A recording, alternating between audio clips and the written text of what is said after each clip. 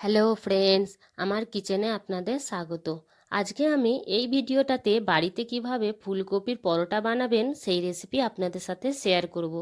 তবে দেরি না করে চলুন ভিডিওটা শুরু করি। এখানে আমি একটা বড় ফুলকপির অর্ধেকটা নিয়েছি। এগুলোকে এবার আমি ছোট ছোট টুকরো করে কেটে নেব। আর দেখে নিতে হবে সাথে যেন কোনো পোকা যেন না থাকে। এটা এখনও আমি ধুয়ে নিইনি, এটা আমি পরে ধোবো। ফুলকপিগুলোকে ধোয়ার জন্য আমি এইদিকে একটা ফ্রাই প্যানে পানি চাপিয়ে দিয়েছি। এই পানিটা হালকা কুসুম গরম করে নিয়েছি আমি। এতে আমি এবার দিয়ে দেবো হাফ চা চামচ মতো নুন, আর এতে দিয়ে দেবো একটুখানি হলুদ। দিয়ে আমি কপিগুলোকে ভালোভাবে 5 মিনিটের জন্য এই গরম পানিটাতেই ছেড়ে দেবো। এতে কি হবে, আমাদের কপিগুলোও তো ধোয়া হয়ে যাবে, আর যদি কোনো পোকা থাকে তাহলে পোকাও বার হয়ে যাবে। এখানে আমি কিছু রসুন নিয়ে নিয়েছি, একটু আদা আর একটু কাঁচা লঙ্কা নিয়েছি। এগুলোকে একটু আমি পেস্ট মতো করে নেব। ফুলকপিগুলোকে আমি পানি থেকে ভালোভাবে শুকনো করে তুলে নিয়েছি। এবার আমি একটা গ্রেটার নিয়ে নেব। গ্রেটারের সাহায্যে একদম আমি ভালোভাবে মিহিন করে গ্রেট করে নেব।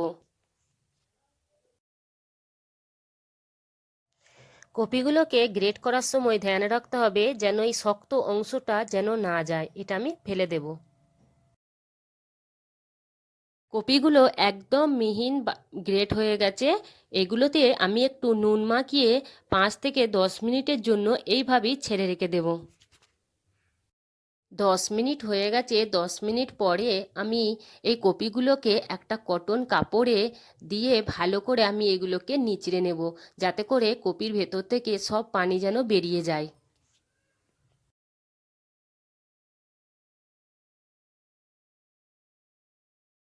কপির ভেতর থেকে এইভাবে পানিটা নিচড়ে নিচড়ে বার করে ফেলতে হবে।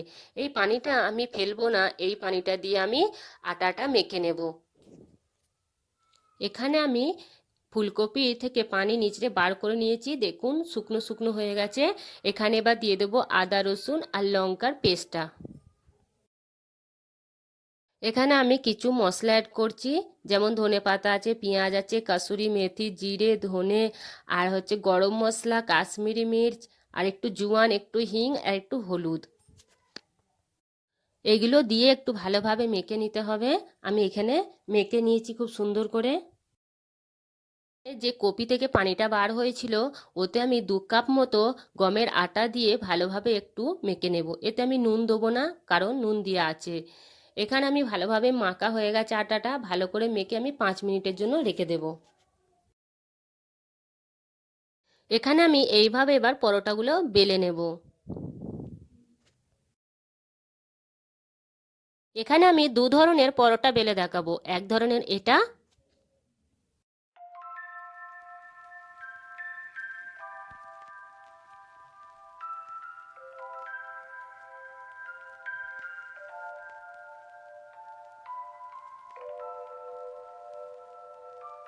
আরও এক ধরনের এইভাবেও বানাতে পারেন।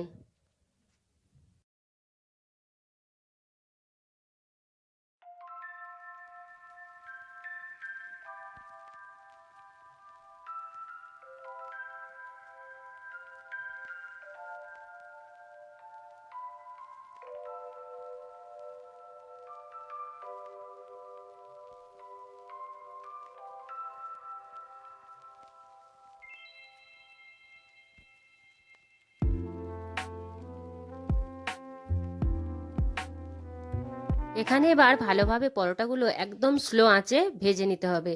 এখানে আমি তেল ব্যবহার করব না, এখানে আমি ঘি ব্যবহার করছি। আপনারা চাইলে তেলও ব্যবহার করতে পারেন। পিঠ ও পিঠ ভালো করে লাল লাল করে ভেজে নিতে হবে।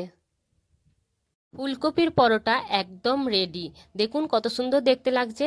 আপনি এইভাবে সস, টমেটো সস দিয়েও খেতে পারেন, অথবা আচার দিয়েও খেতে পারেন, আর না হলে কোনো তরকারি দিয়েও খেতে পারেন।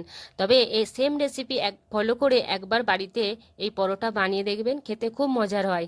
যদি আপনাদের এই ভিডিওটা ভালো লেগে থাকে তাহলে লাইক, কমেন্ট, শেয়ার আর সাবস্ক্রাইব করতে মোটেও ভুলবেন না। ভিডিওটা দেখার জন্য অনেক অনেক ধন্যবাদ।